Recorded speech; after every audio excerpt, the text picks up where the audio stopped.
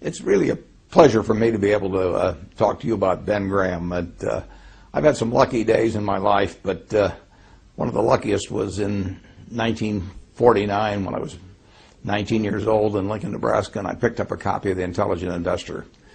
It not only changed my investment philosophy, it really changed my whole life. I'd be a different person in a different place if I hadn't have first seen that book.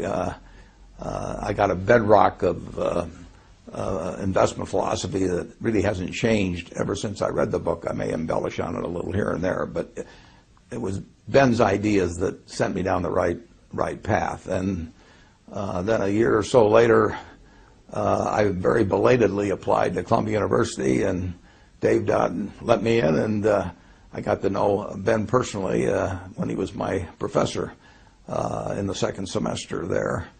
And when I finished up, of course, I said I'd go to work for him for nothing, and he said I was overpriced, and he probably was right. But a few years later, I got a letter from him, and he said, next time you're in New York, I'd like to talk to you. And I made a point of being there about 24 hours later, and he offered me a job. And I didn't ask the salary, but fortunately, at the end of the first month, I found out he'd not taken me, or maybe he'd forgotten about the fact that I'd do it for nothing. And I got inspired working for him, just being around him every day. And then we developed this friendship, which lasted until he died about 25 years later. So I really had a quarter of a century of experience with a marvelous man. And you all know about his mind and his ideas and the influence they've had on the profession of security analysis, the influence they probably had on you and your own portfolios, and certainly me. But the human side was just as impressive. He was a generous man. When my first son was born, shortly after I went back to take the job in December of 1954, my son was born, and I gave him the middle name of Graham. I named him after my dad, Howard, and then after Ben Graham with the middle name of Graham. And Ben came over to our apartment in White Plains and gave me a camera and a movie projector. It was a lot different doing that sort of thing in those days. And so I could record what was happening with Howard Graham Buffett from virtually the moment he was born. A little later, I think my wife had said something to him about my lack of dancing ability or something, which was well justified. And Ben gave me a certificate for some free lessons at the Arthur Murray Dance Studio in White Plains. That may have been the worst investment he ever made. He did not get his money's worth when he did that. He moved out to California in 1956, and my family visited him time after time, and he was always encouraging.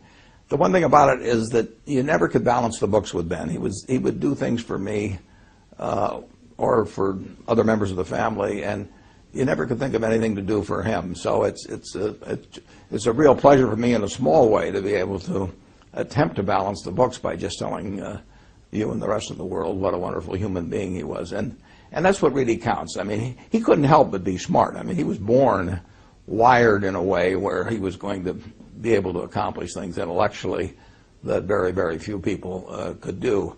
And when you think about, particularly in the light of today's markets, think what a remarkable achievement it was to be writing a book in 1934, security analysis. Probably was writing it in 1932 and 3, and here was a man that had been devastated by the Depression and the stock market crash.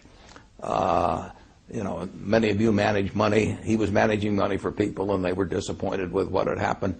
But he could see far enough out in the future that he still turned out this marvelous book in a dispassionate, very rational way, and not overwhelmed by the events of the previous couple of years. But he wrote a book where 75 or so years later, we're still reading it to learn new things every day. So it was a marvelous intellectual achievement. But again, that he couldn't help that. He was born with that brain. He didn't have to be the wonderful human being he was. I mean, he could have behaved in an arrogant manner or had a tone of superiority because he had to know he was smarter than 99.99% of the people around him. But he wasn't that kind of a person at all. He treated all of us students came up to Columbia on a Thursday for 20 or 25 years just to help out a bunch of students that he might never see again, that weren't going to do anything for him. He was sharing knowledge that, in effect, was going to make them competitors. I bought some of the same stocks that Graham Newman was buying, his investment company, later on. I didn't buy them in very big quantities because they didn't have that kind of money. But he was creating competitors. It didn't bother him. He used current examples. We would sit there in class, and he would tell us about things that we never would have found on our own. But he was just a generous man in every way, and I was lucky to know him, and I hope you've gotten to know him a little bit through these comments.